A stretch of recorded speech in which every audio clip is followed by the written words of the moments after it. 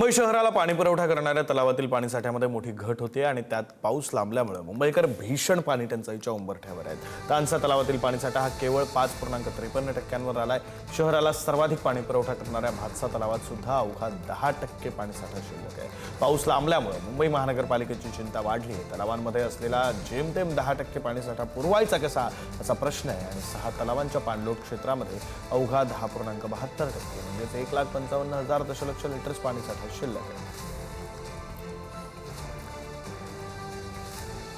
प्रतिनिधी धनंजय दळवी फोन लाईनवरून जोडले गेलेले आहेत, अधिकचे तपशील देतील। धनंजय, विक्रांत, आपण जर पाहिलं तर आधीच पालिकेने केलेली 10% पाणी कपात आणि मुंबईकरांना पाणी टंचाईचा करावा लागणारा सामना पाहता येत्या काळात सुद्धा मोठ्या पाणीसाठ्याची घट होते तलावातल्या, त्यामुळे मुंबईकरांना भीषण पाणी टंचाईचा सामना करावा लागणार असं चित्र जे आहे सध्या पाहायला मिळते। कारण की जे काही तानसा तलाव आहे किंवा भातसा तलाव आहे त्यातला पाणी साठा जो आहे तो अवघ्या काही टक्क्यांवर येऊन शिल्लक राहिलेला आपल्याला पाहायला मिळते। त्यामुळे ज्या पद्धतीने पाऊस लांबलाय आणि त्या लांबलेल्या पावसामुळे महानगरपालिकेची चिंता कुठेतरी आता या सगळ्यामुळे वाढताना पाहायला मिळते। कारण की संपूर्ण मुंबईला पाणी पुरवठा कसा करायचा असा प्रश्नही कदाचित मुंबई महानगरपालिकेला पडलेला असावा। कारण की एकंदरीत आपण जर पाहिलं तर 10.72% पाणी साठा जो आहे तो सध्या शिल्लक असल्याची माहिती ही आपल्याला मिळते। त्यामुळे एकंदरीत मुंबईवरील ही जी पाणी टंचाईचं संकट टाळायचं असेल तर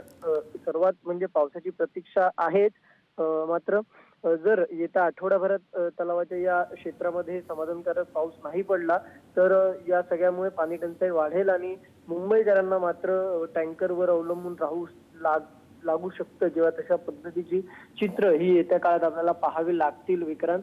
त्यामुळे या सगळ्याचा परिणाम जो आहे ज्या पद्धतीने पाऊस उशिरा झालेला आहे त्याचा सगळा फटका हा या क्षेत्रामध्ये पडलेला आहे तलावांच्या, आणि त्याच्यानंतर ज्या पद्धतीने टक्केवारी कमी झाली त्यामुळे आता मुंबईकरांना पाणी टंचाईचं भीषण संकट हे समोर उभं राहिलेलं पाहायला मिळतंय।